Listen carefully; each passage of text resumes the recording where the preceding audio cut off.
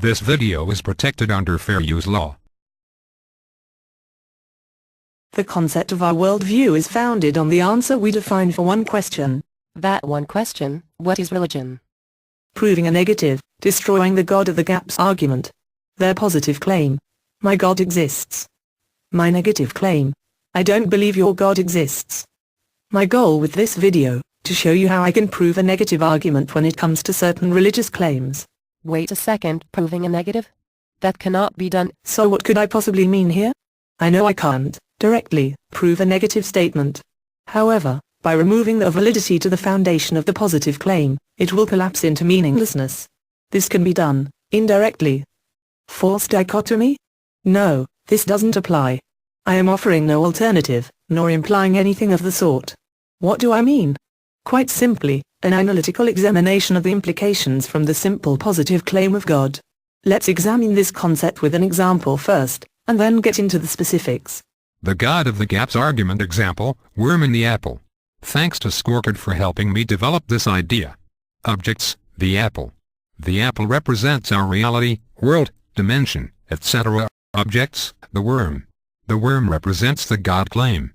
The being itself, its asserted influence and stories representing the religion. Symbolism, looking at the apple, taking a bite, cutting the apple. These actions will represent the scientific, or observation-based, method of examination and exploration to validate the claim. Okay, so for the example, someone says a worm, God, is in the apple, world, reality. I say, I don't believe that. What are we going to do? First step, look at the skin of the apple to look for wormholes or other signs that might give us a clue. Stop and think. A small hole in the apple skin at this point is inconclusive towards either answer, but it might give evidence to one possibility over the other. Stop and think. An obvious exterior breach is not necessary for there to be a worm, apple maggot flies, as it may actually be born inside. Holes in the skin of the apple could have been caused by something else entirely. Either finding a wormhole or not is, at this time, inconclusive. So, take a bite, slice off a piece. Look at what is left of the apple and then look at the piece you just took. Did you find half of a live or dead worm?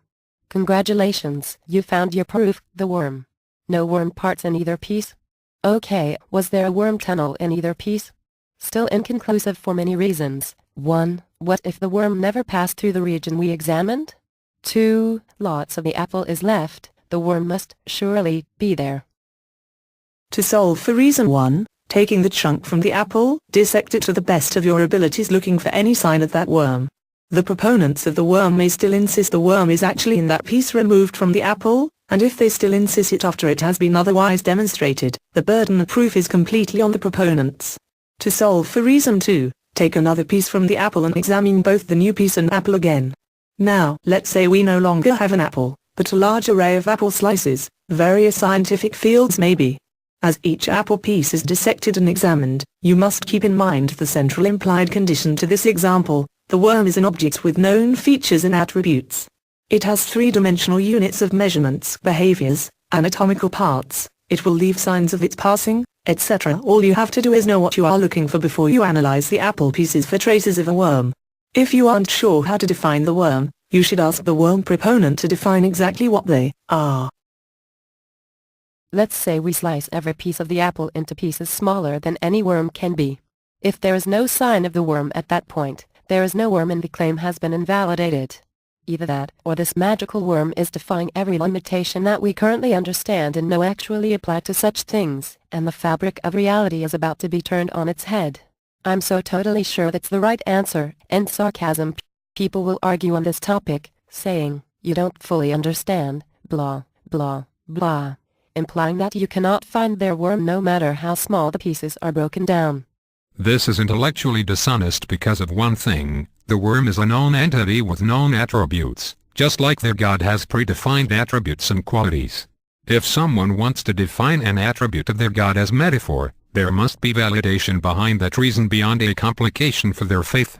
This is the essence behind the God of the Gaps fallacy. No matter how many pieces of the apple are taken apart, and no matter how finely they are dissected and examined, the worm proponent will continue to insist there is indeed a worm. At some point, this simply becomes absurd. Absence of evidence is not evidence of absence. However, if the examination invalidates the claims being made, that is, 6,000-year-old planet, power of prayer, divine intervention of any kind, the firmament, Noah's Ark, etc., the positive claim stands on a crumbling foundation. By destroying the foundation of the positive claim, it will collapse. This is why the "can't prove a negative" statement doesn't exactly apply to certain religious claims. In the face of being invalidated, just because, or "I have faith anyway," does not fix the broken foundation.